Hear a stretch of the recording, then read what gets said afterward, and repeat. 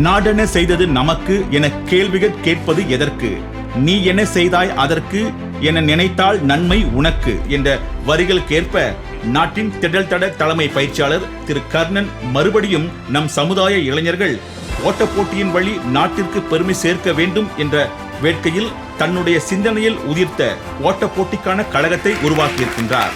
அதன் அறிமுக விழா இன்று தலைநகர் ஒலிம்பிக் மன்றத்தில் நடைபெற்றுக் கொண்டிருக்கிறது. கோச்சஸ் அப்படின்னு சொல்லும் போது ரொம்ப முக்கியமான ஒரு விஷயம். ஒரு சிற்பி எந்த அளவுக்கு ஒரு சிலையை செதுக்குறாங்களோ அதே மாதிரி தான் இந்த கோச்சஸ். ஒரு சாதாரண ஆள் ஓட தெரியாது, ஒன்றுமே இல்லை, அந்த ஆளை கொண்டு வந்து ஒவ்வொரு விஷயங்களும் கற்றுக் கொடுத்து அவங்கள அழகாக செதுக்கி கொண்டு வராங்க பாருங்க. புக்கே ஜலீல் அரங்கத்திலிருந்து நேரடி நிலவரத்துடன் இதோ உங்களுக்காக. 1984ஆம் ஆண்டு லாஸ் ஏஞ்சல்ஸ் ஒலிம்பிக் போட்டியில் கலந்து கொண்டு நாட்டிற்கு பெருமை சேர்த்தார் ராஜ்குமார் பத்துமலை.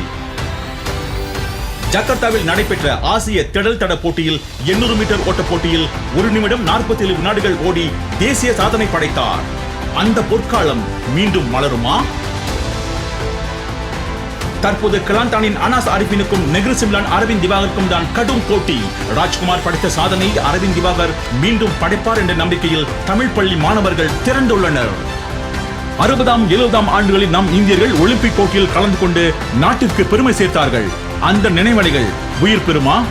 இன்னும் சில வினாடிகளில் யார் வெற்றியாளர் என்று தெரிந்துவிடும். அனாஸ் முன்னணி வகிக்கிறார். அரவிந்த் அவரை பின்தொடர்ந்து வந்து கொண்டிருக்கின்றார். அனாஸை முந்துவாரா அரவிந்த்?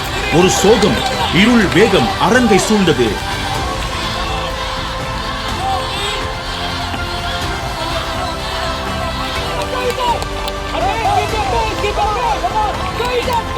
கர்ணனின் அந்த பார்வை ஒளி சக்தி கர்ணனை தட்டி எழுப்பும். அரவிந்த் அரவிந்த் அரவிந்த்! அரங்கம் அதிர்கிறது.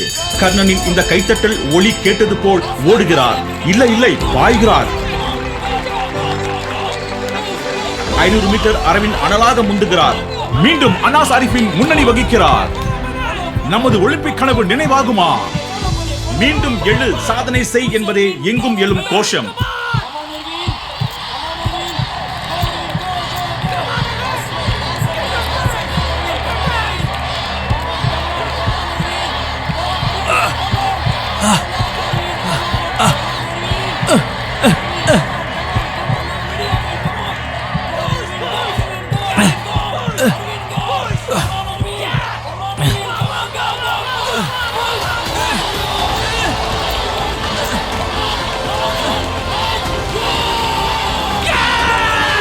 சாதனை படைத்தார் அரவிந்த் திவாகர்.